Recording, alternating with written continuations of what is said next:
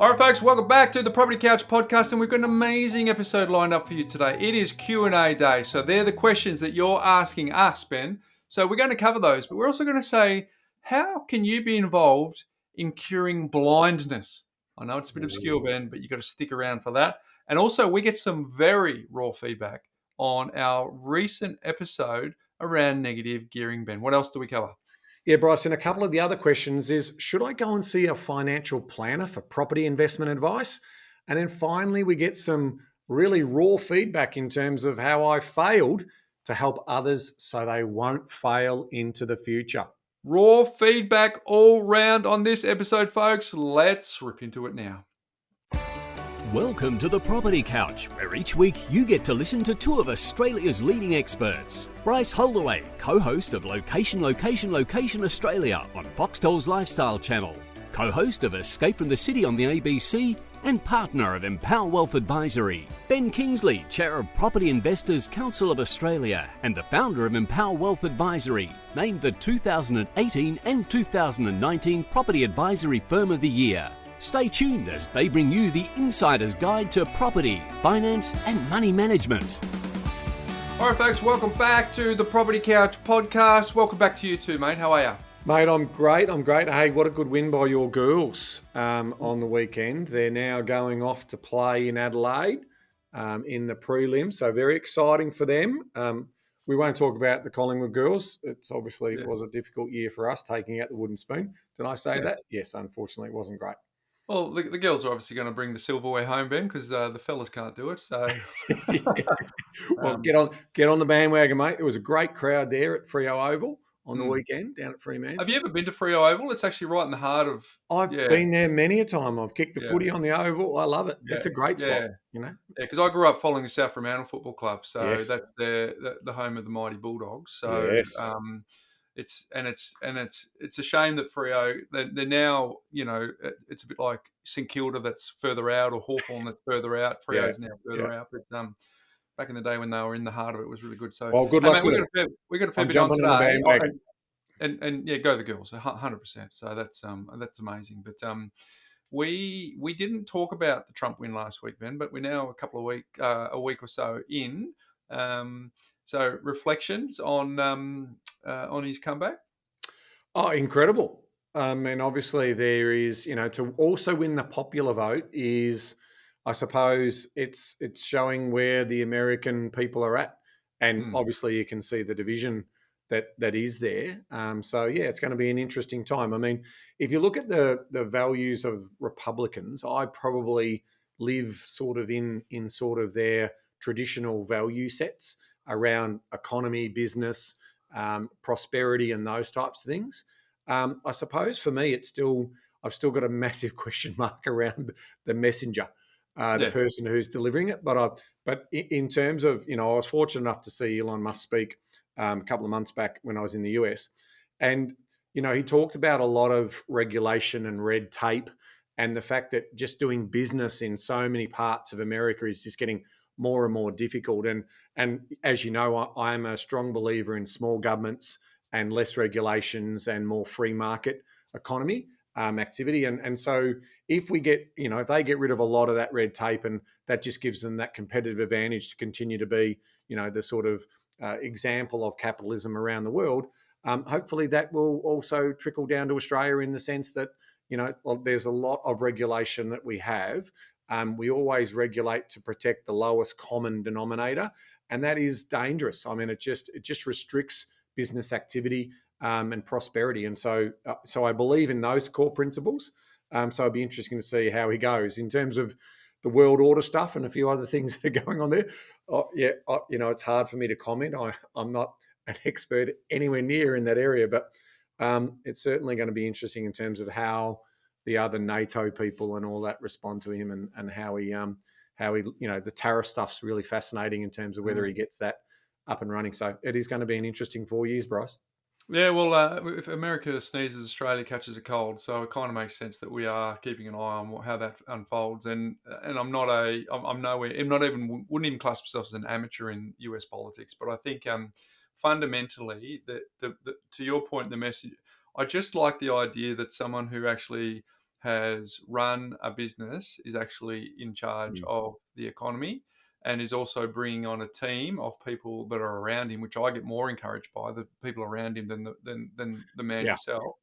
By having those people who have understood risk and taken that on and know what that looks like and run an economy similar to how they'd run a business. Now, yes, there'll be a ton of self-interest for all those folks, but largely speaking, I'm fascinated to see how that plays out over the next 4 years. So, interesting time. Hey, we have got a very exciting launch, Ben. We are playing in the AI game, and what we've done is we think it's Australia's first property AI platform here on the Property Couch, and you and I are super excited about that. Where you can essentially, we've ingested all of our podcasts, we've ingested our books, we've ingested our free reports, we've ingested all the interviews, all of our recordings, all of our videos into this one central place that our community and anyone they invite to be a part of the community can go and check it out. So basically what I want to do, Ben, is anyone who's listening to this point and you're running, you're on the train, you're driving, you might need to bookmark this section, and we will have it in the show description. But the number you need to know, Ben, is 0429 824 672, right? But that's the hard way to do it. All you need to do is click in the show description, and there'll be a link straight to the WhatsApp. And essentially, you can interact with the TPC podcast companion, AI driven. Ask it any question you like, Ben. We've been spending the last weeks and months testing it. Ask it a question about anything that we've said on the podcast in our books, and it will be able to answer. And Ben, we're dancing where people are dancing.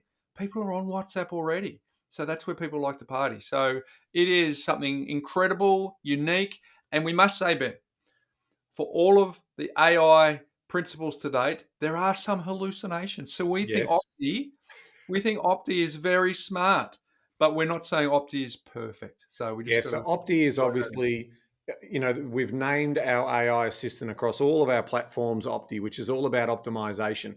So the idea here is, if you don't have time to listen to the 520 episodes or 590 episodes of the back catalogue, also you haven't had time to get to our books or whatever, we are training this AI to get you straight to the information that you want in your fingertips and in your mind straight away, right? Because ultimately, if I want to understand about auctions, then ask it about, well, where do I learn about auctions? What episodes, what sections, what can you tell me about what Bryce would say about auction strategies in terms of bidding strategies, and all of that sort of rich insight straight to getting you closer to that knowledge source, so you can basically build up that knowledge. So that is what we want to do. So you will be able to sort of understand what intentions you're looking for, and then serve you up the content that's relevant for you. So if you're saving for your first home, you'll learn more about MoneySMARTS. If you're looking to buy your first investment property, we'll take you to the principles of, the buyer's decision quadrant, the A, B, C, D of property investing, all of those types of core principles. The AI will take you there. So that would hopefully speed up your learning to get you to the source of information you're looking for. So it's absolutely super. So, folks, it is super exciting. Ben and I are very, very excited to bring this to market. We've been working on it for weeks and weeks and weeks in the background with Stig. And if you go to thepropertycouch.com.au/Opti, OPTI, you'll be able to check that out. But the easiest way, Ben, is to click in the show description. Or that number, 0429 824 672. Now, you've got to add it to contacts when you're in WhatsApp, all that sort of stuff. So the easiest one is just click on the show description. But, folks, we are beyond excited with that release. So we'd love for you to, A, check it out, B, tell as many people as you can about that. So we spread the word. It's free, folks. It's free. And speaking of free, and speaking about product releases, Bryce, we are on a roll here. Yes. We've also been working super hard on building MoneySMARTS 2.0. We have. So we have a webinar that's coming up on Tuesday, the 26th of November. So please register. It'll be an evening webinar. And obviously also on demand. So you'll be able to learn more about what's happening with MoneySMARTS 2.0. So we have now infused our MoneySMARTS system also into the My Financials, which is effectively, if you familiar with the More platform, ultimately My Financials is your world of finance, your household world of finance, where we have the categorization, we have the item level, which is consistent with how we run MoneySMARTS.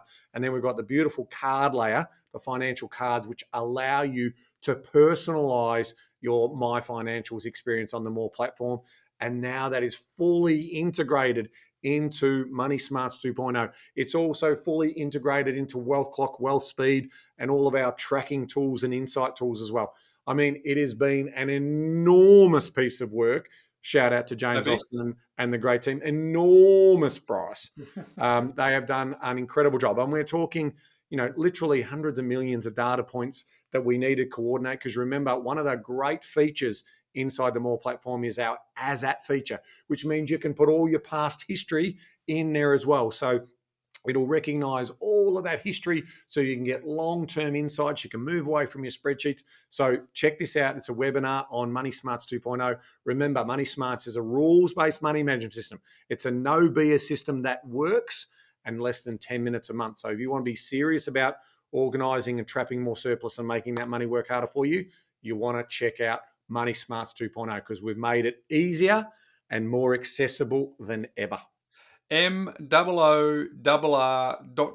Go and check it out. It's totally free. Hey, Ben, we have also got in the shadows of Christmas, something for someone who needs to really put their fingers into a new and exciting challenge. So can you tell us a bit more about that? Yeah, so I'm excited, Bryce. As the Managing Director of Empower Wealth, I have an opportunity to introduce a brand new 2IC to run the advisory business, Empower Wealth Advisory.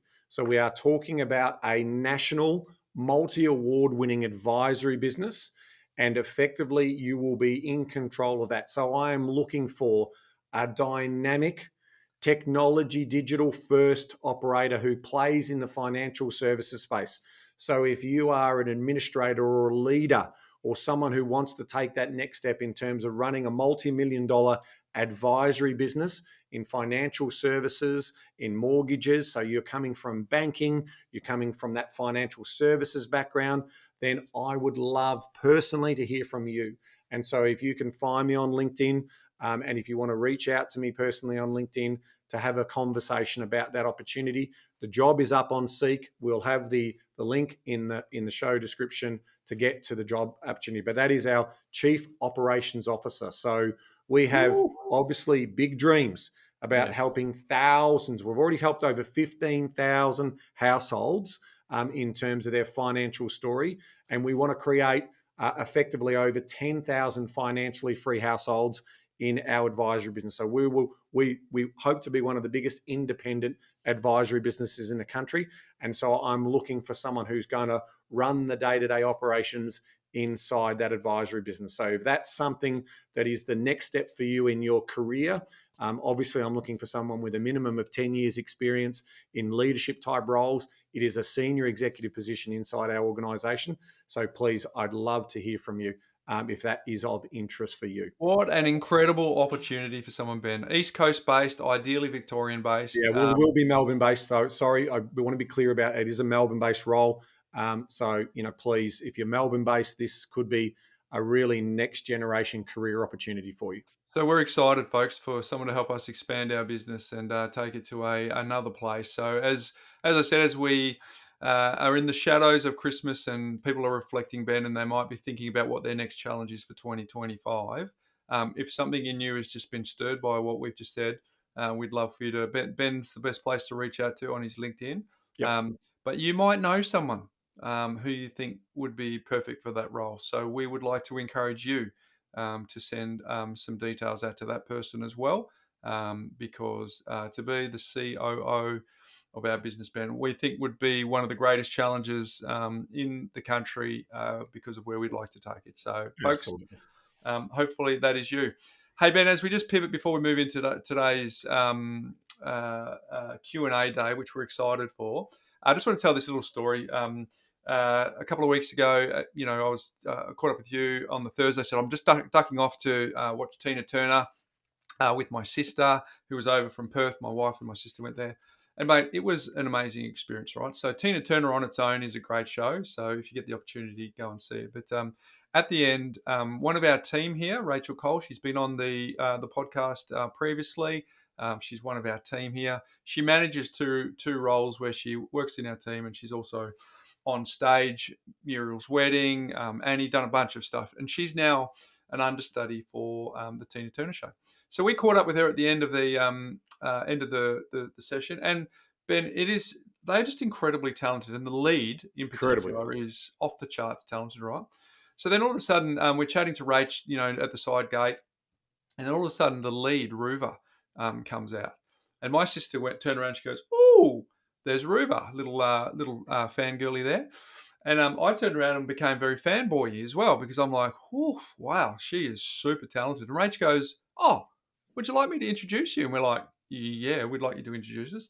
So we stood there, we were waiting. She was talking to someone else. I think it was her drama teacher that she was talking to, her high school drama teacher came and seen it.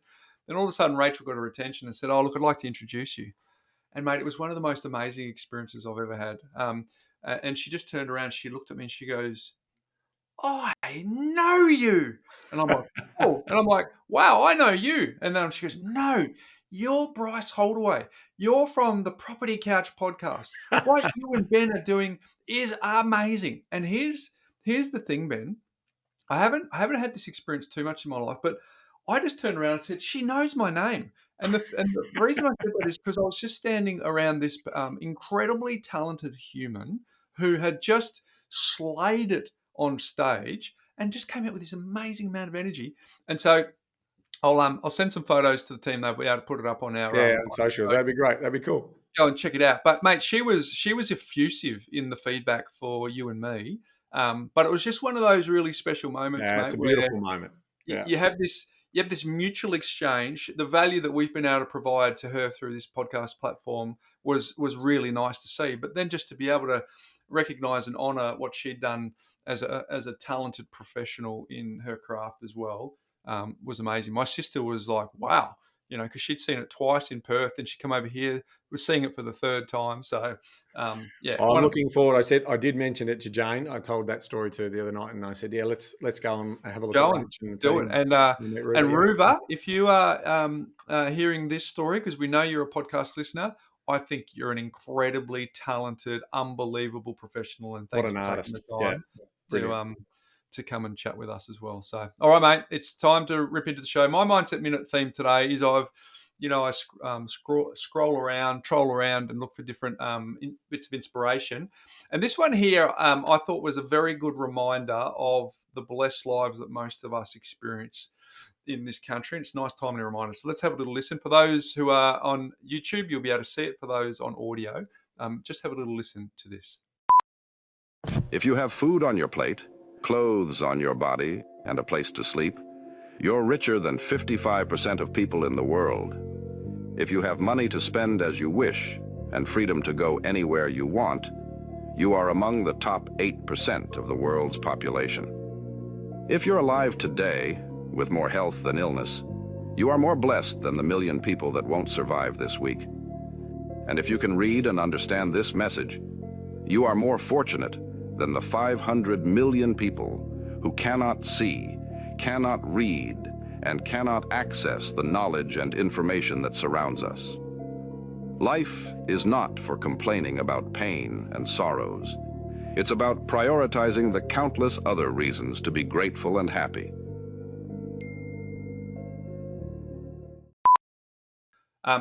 So Ben, how good's that? And this is the bit that I really wanted to focus on. The last line in that little segment was this: life is not for complaining about pain and sorrows. It's about prioritizing the countless other reasons to be grateful and happy. Oh my gosh, when you hear that and just get a little reminder of how we won the lotto just being born in this country, Ben, is just incredible. It's incredible. And a glass half full attitude to the world, an abundance attitude, a can-do attitude. Sky's the limit, bro. Sky's the limit. So, Ben, I want to use this as a little segue is to something that I'm really passionate about. For the last week, I've woken up every morning super, super excited about this. And I want to share it with everyone here on the podcast. And This is not what I'm excited about, but it's the reason for the excitement. It's next year, as in 2025, I will turn the big 50, Ben. No, it's hard to Oh, believe. Old baby face is turning 50. welcome to the club. Welcome to the club. I can't believe I'm turning 50. But that is true. My wife says to me, "What do you want to do for your birthday?" And I said, "I just do not want to have a party. That is, for an introvert like me, that is not what I would consider to be fun." So she goes, "Okay, have a think about it." And what actually happened is I went and got, try to keep the story short, I went and got some new glasses, Ben. There is a backstory to that. I won't go into it now. I've got these new glasses that have worked really well. Stopped getting headaches, could read better concentration, not getting as tired. So I felt really excited at the profound change that had been provided to me. And then I happened to be on the train because I picked these glasses up in Docklands. I was on the train back to Torquay. And I just remember thinking, wow, how lucky am I that I get access to this technology that allows me to see so well so quickly. And I stumbled across a video of a guy. He's based in the Gold Coast. His name's Adam Hudson. He's got a podcast called The Unemployable Podcast. And he was talking about a charity event that he did with his wife. And long story short, takes people over to the island of Bali and then raises money and then takes, they get to the eastern side of, they go all the way to the western side of Bali, get on a ferry, go over to the eastern side of Java, arrive in a village, and then with the money that they've raised, they then have, you think Fred Hollows, there's the John Fawcett Foundation over there. Fred Hollows, amazing. And what happens is all these local village people come to these mobile clinics, and then they get the surgery, the cataract surgery, and all of a sudden they can see. Some have never seen their whole life. Others have degeneratively lost their sight. Mate, it's $95 Australian for these people to get their sight back. I'm like, that's what I want to do. That's what I want to do. So what I'm doing is I'm donating my 50th birthday. So I'm telling everyone, my family, my friends, and our podcast friends here, I'm donating my 50th birthday. It's in May next year. So what does that mean? I'm 50 and I want to raise $50,000, Ben. And that $50,000, when provided to the charity, can help between 350 and 450 people see again. Incredible. Right? I cannot wait. I've woken up every morning and the thought of it just gets me so excited. So why am I telling you this? Well, clearly I'm going to hopefully, if anyone has received value from you and I over the almost decade here, Ben, I'm going to ask if that's the case, if you've received value, I'm going to ask you to donate $50. $50 for every year of birth, and $50 gets one eye, right? So for anyone who can afford it, Ben, $95 is two eyes, great. But I'm just saying $50, anyone who's provided, if we've provided value. So that's one. But two, we're going to go over, you and I and the team around us and our families, we're going to go over and we're going to be a part of this experience, which I cannot tell you how excited I am. And so there's a bus of 22 that we can get onto from where we're going, Ben. And already we've got about 12 seats spoken for. So it leaves about 10 seats available. And so what I wanted to do is I said to my wife, imagine if I could, for the community that you and I have been able to serve for this almost decade, it will be 10 years by the time we've done it. Yeah, will be 10 years, yeah.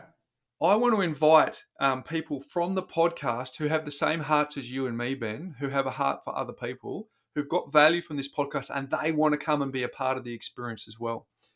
So what we're doing is if you go to thepropertycouch.com.au/Bryce's 50th, there's a landing page, and we're just asking people to leave their details. If this is something that you would like to consider and be a part of and be one of those 10 seats that are available, to come and join us for this incredible experience, this transformational. It will be incredible. It'll be amazing. The joy of seeing this happen for other people for $95, Ben, is ridiculously off the charts.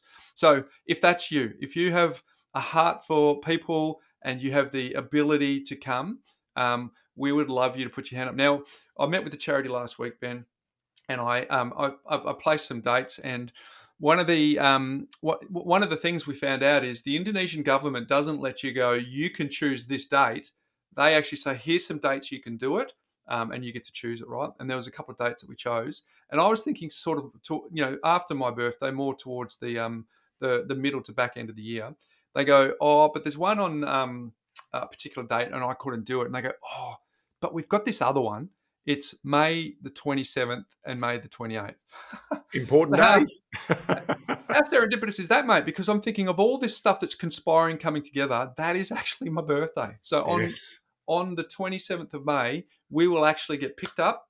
We will be taken to the village. And on that day, we will see these amazing Operations. transformational surgeries take place.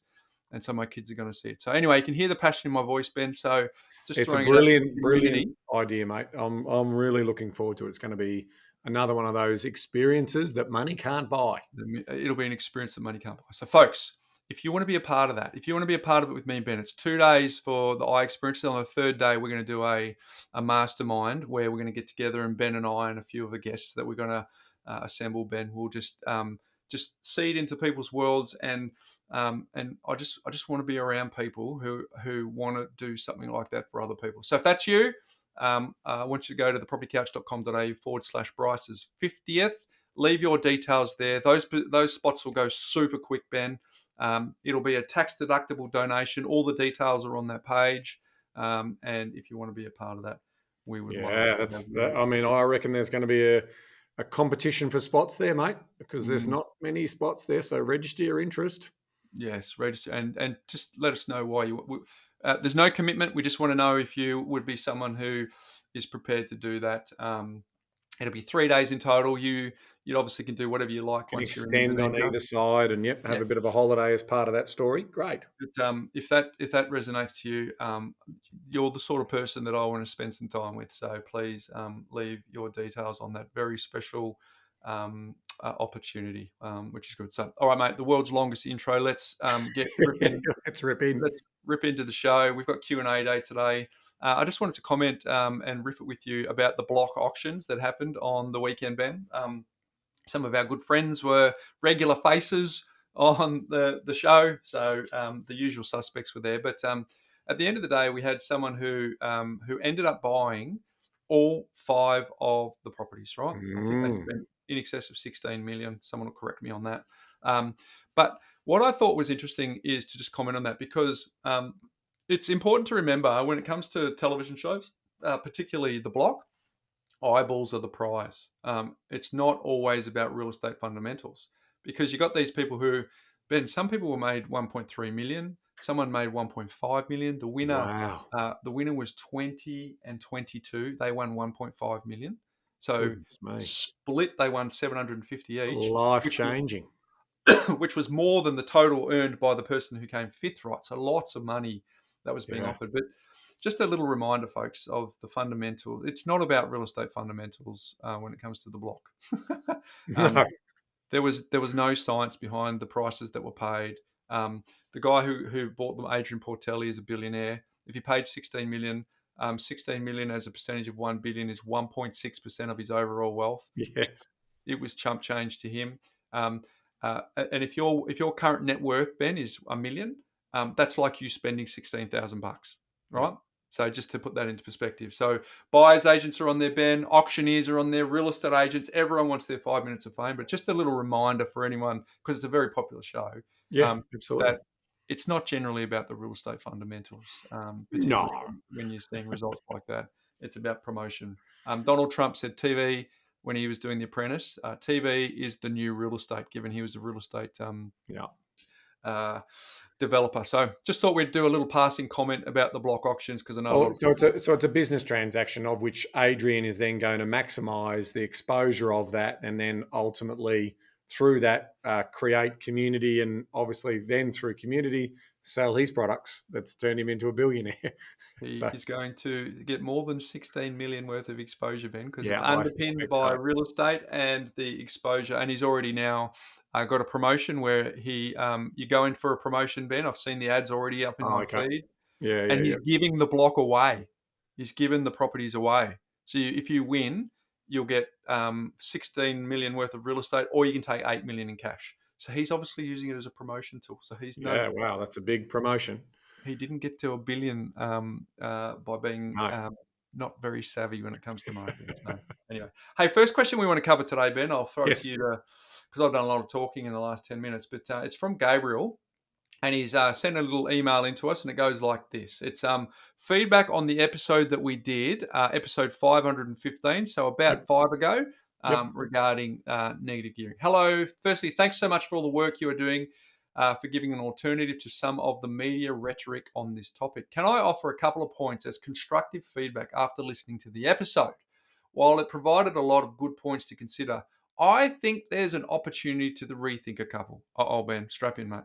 Firstly, on the history of capital gains tax, while you said that it replaced existing arrangements, you failed to mention, this never sounds good when you get that, Ben, you failed to mention the important point that it is more generous than its predecessor and that there is scope for scaling it back. The AFR in their Fin podcast mentioned that CGT was worth 25 billion a year versus 2 billion for negative gearing. It was meant to encourage investment in business and instead turbocharge property. Secondly, I find you calling property investors small business owners irritating. And if this is the sentiment shared by many others, I wonder if it could be detrimental to the cause of changing the public opinion of greedy investors. While I own an investment property myself, I would never introduce myself as a small business owner based on that. I own an asset that serves a great social purpose of housing Australians, but this is not a business where I create something new out of time, creativity, and resources. The asset is already there, built by an actual business. It's managed by another business, a property management agency, and it's maintained by other businesses like tradies. I don't have an ABN, and I don't need one. If I own shares which ultimately give capital to listed businesses so they can invest and grow the economy, would I call myself a small business owner? Love your work, in brackets, still, exclamation mark, that's a relief. Regards, Gabriel. Hey, Gabriel, thanks for sending that in. And to be honest, I love the fact that we are getting someone giving us some really direct feedback about the approach. What do you think, Ben? Yeah, well, firstly, I think it is awesome that Gabrielle is definitely going to allow us to have dialogue and feedback around that, because I'll agree to disagree. I obviously love your work too, Gabrielle, but I'm not necessarily going to agree with your positioning as well. So let's start with the capital gains tax story. So the history of the capital gains was it was introduced in 1990 as a hedge against inflation. Now, at the time, inflation was sort of running, if my memory serves me correctly, around that sort of 3.5% to 4.5% consistently, right? So in theory, we were pretty unproductive. You know, it was this recession that we had to have. It was the reboot that we needed. Sorry, it was introduced in 2000, I think, my bad. And so what the story here goes is the longer that you hold the property, either it's going to be beneficial for you in terms of the inflation hedge, or it's not. So the longer that you hold the property, and if you only get a 50% capital gains exemption, but you hold the property for a very, very long period of time, 40 or 50 years, you aren't going to get that full benefit of that 50% capital gains. But if you hold the property for a shorter period of time, then you will get that advantage in what Gabrielle is basically trying to say. So my view on it is this: if we've known obviously that we've been more productive over the last few years, and maybe innovation and technology and AI is going to make us even more productive again. So inflation may be something that is going to be quite low for a long period of time, but there is a break even on each side of that. So I think it is important to understand that that's exactly why it has been introduced, and the idea of it being able to be invested at the end of the day, which is a nice segue into small business ownership. This is really important to understand. So when you own a business, that means you own it outright, and you have to make decisions around that particular business. So unlike shares, where effectively I own a slither of a company, the only voting opportunities I get are to vote on large decisions that the board makes. So I get to help vote the board in and out, and the leadership of that. But in real terms, I'm just making up the numbers. So I don't have any influence or ability to change or affect strategy or do that type of thing. Now, when it comes to owning a rental business, I'm effectively in complete charge of owning that rental business. So that's why it absolutely is a small business, because in a small business, I'm actually employing people. So I employ the property manager, or potentially I can choose not to employ it. I could self-manage, and we've got a story about that later, but I could choose to do that. And ultimately, decisions around improving the asset, decisions around doing preventive maintenance on the asset, running that business. I'm in control of all of those decisions. So to sit back and say that it's not a private rental accommodation business is completely incorrect. What about you having a go, Bryce? Yeah. I think, I mean, Gabriel's entitled to his opinion. We just have an alternative view, right? And that's what we're Yeah, debating here today. correct. But in terms of CGT, a couple of things. First of all, we agree there's room for reform here, right? So we're not suggesting that that it should go fully unchanged. We think there's an opportunity to stage some of those concessions for people to encourage people to play for the long game, right? So, and the second thing is, Gabriel, which is super important, I think, for us here, is our our philosophy is to just get a couple of these, two or three, right? Um, and self fund your retirement, and ideally retire out the debt. And capital gains tax only is an event that is triggered by a sale, right? So when all things being equal, Ben and I are proponents of people not selling the properties, actually just getting the benefit so that they can have the passive income that comes from providing this rental accommodation business to people, and then becoming a legitimate taxpayer over time because of the positive cash flow from that. So I guess that's important for us to remember, number one. But number two, I just think that to Ben's point, the fact that you're making the decisions and you're taking the risk, and there's contribution to the economy, and you take risk and responsibility, and sometimes the property investor is, I guess, trying to make decisions about strategy and finance, and there's a whole bunch of strategic parts that are moving. And we'll put a link in the show note how we've actually talked specifically about why we think property investors should be considered small business owners. I would probably still disagree. Now, but again, Gabriel, you're more than welcome to your opinion. But here's the overarching reason why it started in the first place. All right. Ben and I were having a chat in the corridor, and Ben's just looking at me going, with all the work that I'm doing with Picker, the mum and dad narrative is just not working, right? And he's at the coalface, just for the record, up against well-funded, big voices, powerful influence, trying to demonize the property investors. So, to Ben's credit, he's gone, I think we should change the narrative to this. And we should start encouraging our community to also change the narrative to the small business owner. So largely, despite the fact that we could sit here and go, from our side of the fence, we believe you're not seeing the point. Your side of the fence, you'll come back and say, oh, I'm not. Ultimately, if we just go back to the original intention of why Ben flagged this as an issue at the very beginning, it was largely because we were losing the public perception battle, Ben. And ultimately, that's the ultimate motivation for why it's the narrative's been changed here.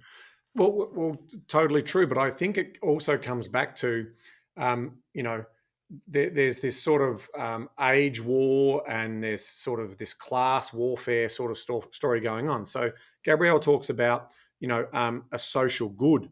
So I think she her asset serves a great social purpose for housing Australians. So depending on your position on that, if you want to be in a social good business, that's fine. But vast majority of people who invest for a return on their investment. They want to make a profit. And so in reality, the majority of people who are investing in property need a profitable return.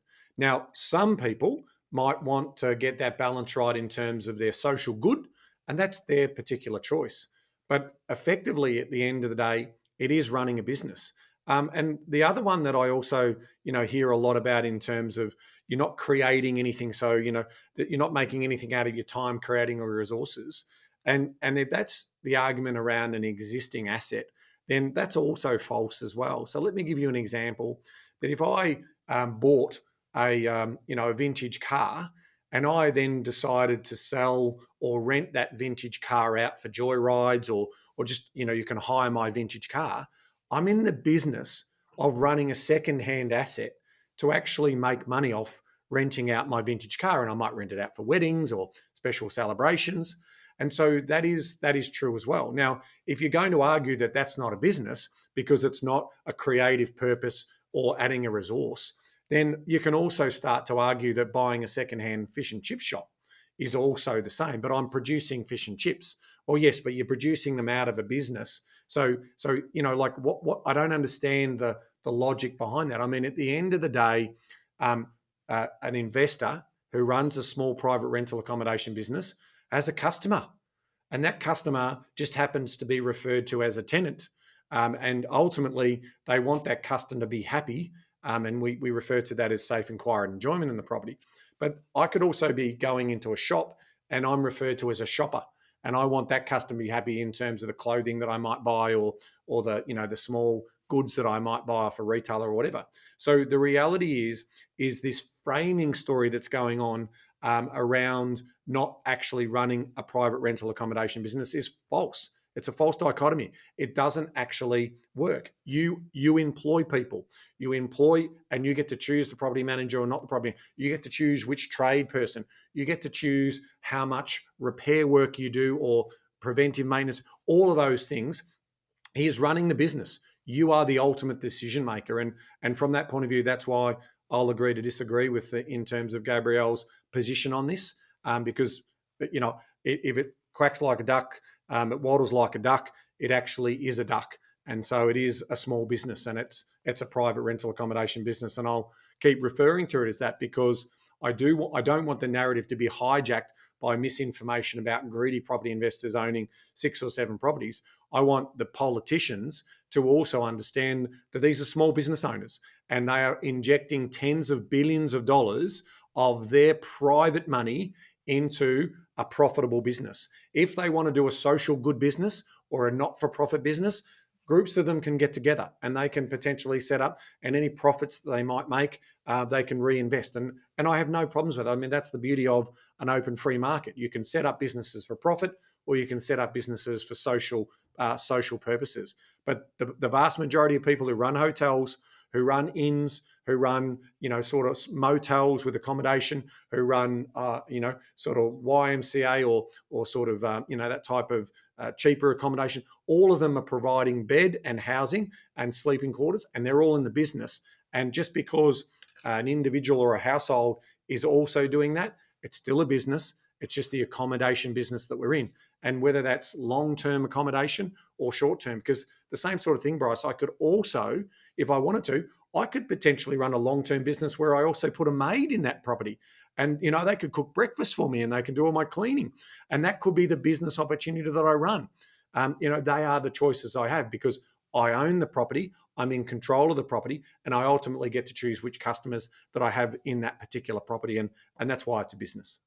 Yeah, well said, Ben. Again, I'm going with Gabriel. You're going with Gabrielle, so we're not quite sure of how that goes. But Gabriel, for me, I remember when I was 23, I was still living in Perth. I lived just next door to the Jandakot Airport, and I started getting pilot's lessons, and I got about 13 hours into my pilot's license. And I remember the guy that I was doing it with was an older gentleman. He was a mentor for me at the time, Ben. He goes, I was just trying to learn the craft of negative gearing back then, right? All the ins and outs. I was a graduate accountant and I was in the property game early days. And he goes, you can negative gear one of these Cessna planes. And I went, huh? He goes, yeah, it costs you about 70 grand to buy your own plane. But what that would mean is you could rent it back to Jandakot Airport flight schools, and then it's effectively doing the same. And it sort of it opened my mind to the fact that I had this very pigeonholed view that negative gearing was just a concept for real estate. But the point of the story is this: that arguably, what someone else has done the plane, someone else has. And all I'd be doing is providing that back to the Jandakot Flying School for them to use it so that they could run a business. I would still be in the small aircraft business, even though I'm not producing anything. So, Gabriel, did we give you an alternative view to your last point? where you said love your work, in brackets still. We still love your work. We love your question. I think it's given us an It's a good opportunity to riff it. And hopefully that might have given you some alternates to consider, but chances are, that old saying, a man convinced against his will remains unconvinced still. So let us know how we went, Gabriel, with that. Hey, next question, Ben, is from Halal, Helal. Hopefully I got that pronunciation right. And it's the role of a financial advisor in property investing. Now, this is a speak pipe question. We love speak pipe questions, Ben. So I want to people over the summer series, over the summer break, to give us all your questions via speak pipe, and we'll answer those early in the new year. But here's the question from Halal. Hi, I hope you're doing well. I had a question about the role of a financial advisor and the services that you provide. From what I've understood from listening to the podcast is that a financial advisor cannot advise you to go or cannot advise you to go into properties. Is that correct? And if not, like, what should we do? Like, go through a financial advisor first and then decide whether we want to go into properties rather than going with a financial advisor's plan? There you go, Ben. Tell us your view on that.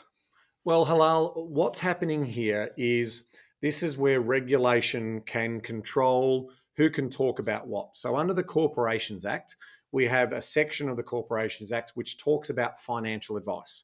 Now, financial advice, in terms of giving personal financial advice, you need to be a licensed financial planner. And you can give financial advice on things like superannuation, personal insurances, shares, equity, bonds, or what is constituted as financial products. The interesting thing about residential property is that is not part of that list of what constitutes a financial product. So ultimately, financial planners need to swim between their flags in terms of what they're allowed to give advice on. So if they give advice on residential property, that is direct residential property, not REITs, so real estate investment trusts or anything, they also fall into that licensed investment product, as do self-managed super funds, etc. But if they want to give advice on direct residential property, here's their problem. They look at their professional indemnity. They look at, what their dealer group is telling them that they're allowed to give advice on. And a lot of those dealer groups and a lot of that professional indemnity does not underwrite them or protect them on giving advice on direct residential property. So that ultimately means that a financial planner can't give you a holistic view of your situation. And so, by way of example, that's why we have property investment advisors who have done a QPIA course, Qualified Property Investment Advisor course. Now, they're not saying that they're licensed because there's no licensing arrangements associated with giving direct residential property investment advice. So, but we still want to train our people up to treat you similar. So we still want to understand your goals and desires. We still want to understand your risk appetite. But effectively, these are specialists who just concentrate on giving property investment, residential, direct property investment advice. So no schemes or structures that would constitute a financial product.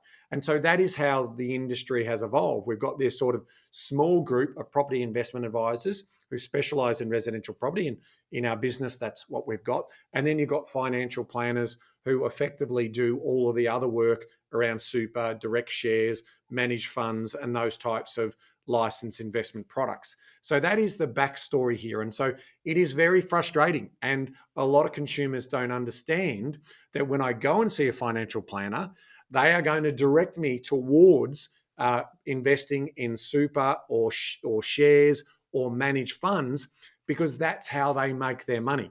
And they can't talk about direct property. And so a lot of the tactics that they will use is, well, you've got your principal home, and we all know that diversification is recommended when it comes to general investing. So because we've got so much exposure in direct residential property in your home, we're going to set up managed funds or invest in shares or invest through our super as the alternative. And that means that they can obviously give advice and then charge for that advice. So the system's broken, but it's the system we've got to work within.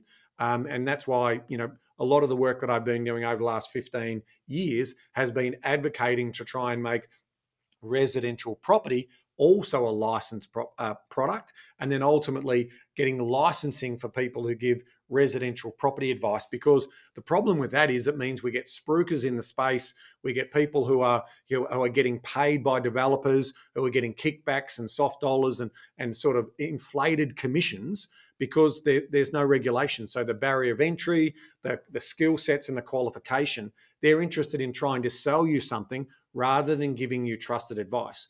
And so the better businesses, the ones that Bryce always talks about, the ways in which you pay, the 4 ways in which you're going to pay, is about sort of getting that story right. So it's about, I would always say, get fee for service advice. So it's really clear that they're not getting any money from any other source. They're ultimately working in your best interest, and it should be tailored to your current solution. And that is really important in terms of how this all plays out. Well said, Ben. I think that, so here's the analogy that one of my best mates is a financial planner, right, in Richmond. And I have full respect for financial planners. We've got financial planners in our business. I have the qualification I've got a diploma in financial planning too, Ben. So all that said, right, it's just a difference in approach, right? And I think the challenge for a lot of people who are trying to look from the outside, because remember, everything's an insider's game. Yep. So if you're currently an outsider, you go financial advisor, you go, oh, cool, they cover all things financial. And unfortunately, that is just not true. Because to rewind on what Ben said, there's a whole bunch of regulation that says what they can and can't do. So here's the analogy I want you to picture here, Halal. Imagine 2 side-by-side buses. Imagine they're minibuses, Ben. And the person who's in the driver's seat is totally different based on the approach, right? So our business is set up with the person who's in the driver's seat is the qualified property investment advisor, right?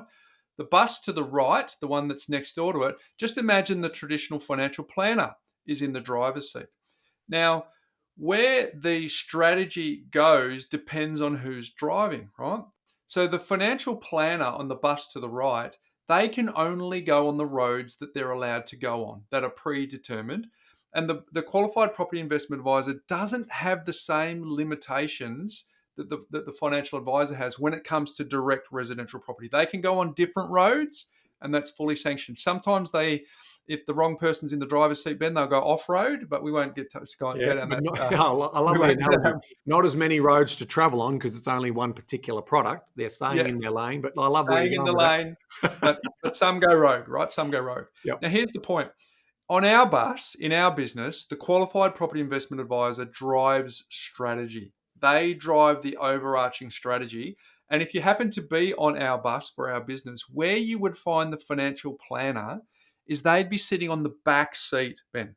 They'd be sitting right at the back on the back seat, because what happens is the qualified property investment advisor is driving strategy. They say, this is the path, this is the plan, this is what I think you should do. And then what happens is at the end of that, they go, right, you've got a plan? Yep. Do you want some help executing on that? Yes, please. All right. So then the driver would stop, put the car in neutral, put the bus in neutral whilst it's safe. Ben, they would turn around and then they would look at the mortgage broker and they would say, here's the plan. Can you please go and facilitate the lending for that plan? And the mortgage broker would do that, the investment savvy mortgage broker. Then the person in the driver's seat, they would also spin a little further and they'd talk to the buyer's agent on the next seat and they'd go, they're going to get the finance for you. Now you go and actually buy the real estate, okay? But you've got to go on the strategy that I've just designed because I'm the driver here. And then once they've done that, he'll then turn around and say to the financial planner who's on the back seat of the bus, hey, listen, by the way, we're still coming your way because once these people have done what they need to do, we need you to protect them. We need you to give them a big hug, build a moat around them and just make sure that they're protected. So please do what you do within your lane, which is what you're allowed to play with. But we're going to do some stuff first, and then we're going to come and talk to you at the end. That's our bus. If you go and step on the bus next door, the traditional financial planner, Ben, will be doing the similar thing, but in their lane, saying this is the strategy, and then they'll turn around and talk to the people. But the important distinction is this. Traditional financial planning, the financial planner is the driver of that bus. In the way that we've set it up, we've got the qualified property investment advisor as the driver. That's right, Bryce. So effectively, if I'm walking up and I'm seeing 2 buses and I'm looking at the destination that they're going in, this is me in terms of my investment choice. If I want to invest in property, residential property, I'm going to get on that bus and I'm going to talk firstly to the property investment advisor. If I want to invest in shares or super, I'm going to get on that bus first. And so that is a really important point. So in terms of in our business, we ask that first question. What's the main thing you want to be meeting for? Well, I want to invest in property. Okay, so let's have a chat with the property investment advisor first, and then you get the board of advisors around you. So we've got an analogy that we use inside our business is at the end of the day, the board of directors, which is the household, they've got a team of specialists that are sitting around that board and they're strategizing to get that best opportunity. But the first person they're talking to if they want property investment is the property investment advisor, and they're getting a strategy, to Bryce's point, done. And they're then talking to the mortgage broker because usually we need finance associated with that. And they're doing cash flow analysis, they're doing finance. Then you've got the tax accountant sitting there ready to go to help with the tax. And then you've got the buyer's agent who's also ready to go. And then from our point of view, the defense is the work that gets done around protecting you as the individual. That is the financial planner. And then ultimately, if there's alternative investments and super that needs to be looked after, then the financial planner is there. So imagine your A team of trusted advisors all sitting around this boardroom table, or in Bryce's analogy, all sitting on the bus, ready to help you with that particular service. But it's really clear, and this is a great question from Halal, and that is that if my first thing I want to do is invest in property or learn about property investing, I am better off talking to a property investment advisor first instead of talking to a financial planner, because the financial planner is going to probably try and talk you out of property in the example that we've just used.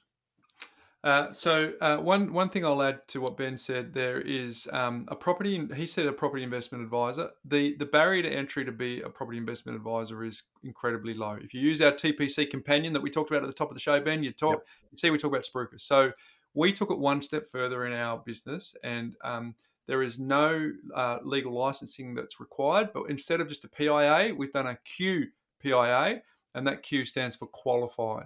So we got them to go through the PIPA course so that they actually have a combination of experience and technical, so that we can actually guide them in the most optimum way. And as a PIPA member, which is the Property Investment Professionals of Australia, we have to abide by the code of conduct. And that code of conduct means that we need to fully disclose and work in the best interests of our client. So similar to the way in which is the Financial Association for Financial Planners, and again, they have a mandate or a charter in terms of working on behalf of the customer. We have the same charter in terms of which we have to oblige by to be members of the Peak Association for Property Investors. So that just gives you the technical assessment in terms of what's happening and why our marketplace looks like it does. It's through the regulation, and then we've got to work our businesses within inside those regulations. So Ben, we've rarely done this over the journey, you and I, but I'm just going to say to our community right now and anyone who's listening to this, that we have a business that helps people on the bus number one that I just described. So sometimes people bump into us in the street and they go, oh, do you actually do the stuff that you guys talk about on the podcast? Yes, we do. In fact, we've got over 100 people in our team specifically designed to help people with the journey if you choose the bus that goes on the property. So we've got investment savvy mortgage brokers, we've got investment savvy buyers agents, we've got specialist tax accountants that only deal in property investing. We have traditional financial planner, of course. We have the qualified property investment advisor. So if you actually do want to retire in 2000 a week, if you actually do like what we've been doing and you want some help, we'd love to help you. And so again, rarely we do this, Ben, but empowerwealth.com.au. That's the best place to go. That's our business. That's the genesis of this podcast, was you and me in our business, where we're in the hallway and we're going, I've just spoken to another client who got stung, right, before they came to us. But that's the whole reason the podcast exists. Now, the podcast has taken a life of its own over the last 10 years. Yep. But fundamentally, we're still motivated to serve the people that we've been educating, serve in our business through Empower Wealth. So anyway, Ben, any closing thoughts on Halal's question before we pivot around traditional financial planning versus the way that we've approached it. Well, if it comes up at a barbecue or it comes up at a dinner party or in general conversation, it really is important that if you're talking about, who would you go and talk to from a professional point of view, the first big question you need to say is, what asset investment do I feel most comfortable with? And if people love property and they want that tangible asset, then go and talk to a qualified property investment advisor. That is step number one. And then from there, you'll be able to then see basically how the approach works. And you always want to be talking to someone who doesn't have a stock list to sell, but ultimately can do a tailored solution for your specific needs. And that is why that is true to the form of understanding your goals, both personal and financial, understanding your risk profile, understanding your capability and capacity, and then ultimately then optimizing for that particular story through making the invisible visible. And then, like what we always say, take action. Take action. That's the secret. Take action on your plan. Take action on your plan. That's the secret, folks. Money's simple, behavior's hard. Okay, our final question for today is from Trevor Taylor. This is a returning question. Trevor's been quite prolific in helping us with great questions. He's got a question about our episode that you and I did back in episode 480, Ben, on how to fail to retire on $2,000 a week. And just a reminder, the way that we said that, number one was to trust the government for retirement. Number two was you need to save your way to retirement. Number three was play the short game in investing. Number four was choose the wrong property strategy. Number five was investing based on improper research. Number five was adopt a short-term mindset. And number seven, if I got those numbers wrong. Six, that's right. And then seven was mismanagement of properties. Just don't worry about a property manager, right? So we were tongue-in-cheek. We did the great Charlie Munger's inversion theory. But here's the question from Trevor. It's more of a statement, really. Hi, Ben and Bryce. Just wanted to reach out and say, episode 480, guys, this is phenomenal. I can relate to some, if not all, of how to fail to build points you raised here. My true story goes something like this. I bought my first house and land package as a PPR just before the GFC hit, and after living in it for a year, rented it out because I went off traveling the world in my mid-20s for the next 8 to 9 years. How good's that? Wow, that's After cool. the real estate agency secured what I thought was a good tenant, I gave them the flick and managed the property privately. Thought it was a great idea to save a few dollars on fees, right? Those same tenants moved out 5 years later, and I had to replace all the carpets, repaint the walls, replace some fans the kids had swung off. Needless to say, the bond certainly didn't cover this. I kept the bond and offered the tenants to pay the rest of the bill. Obviously, I heard crickets from them, so I had to pay the rest out of my own pocket. I had landlord's insurance, but this was a worst case insurance for me, and I never used it to claim small things. We need to revisit that. It's just, well, what if the house burns down? Okay? You'd think I'd learn, right? Wrong. I went and got another tenant. Funnily enough, it was the family next door, and they were moving out of that house because it was up for sale. I saw an opportunity to save off management fees again, and the 2 weeks rent the real estate agent would have charged for finding a new tenant. The new family moved in under a private agreement. Sweet as, right? Nope. After trying to manage this house from a yacht somewhere in the Bahamas, then in brackets, which I worked on, by the way, not owned, I found out while doing my own tax return 1 year later that they had underpaid me rent. I'd send them emails and show them spreadsheets from afar of how much they were behind, and it was more than $5,000. I thought enough was enough and got a property manager to help sort them out, and they did pay me what I was owed. All was fine, but all was fine. But do you know what the kicker is? Well, it's not keeping up with the rental market is doing. I.e., rents around my house have gone up and considerably, but because I was managing this house myself from afar, I didn't have my finger on the pulse. After all of this learning, let me tell you, fellas, I have now learned. I maintained a property manager for this house from then on. That lesson has taught me about property management and its importance. What it didn't teach was having the right strategy in place. And so I sold that house at roughly the 10-year mark. Insert palm in face emoji. Ouch. What on my done? I can wholeheartedly say that the net of the money I saved in management fees over the years was surely a net negative. And as you can see, to top it off, I sold the property and paid commission to do so. I can't bring myself to check the growth of that suburb and what the house would be worth now, or even to check what its rental yield would be. For context, I sold in 2022. Final point I'll make on this, and for the people who may hear this, I wish I got accredited professional help because my future self would have thanked me for it. Oh, imagine that, Ben. I think I might have heard that somewhere from Yeah. a wise man before.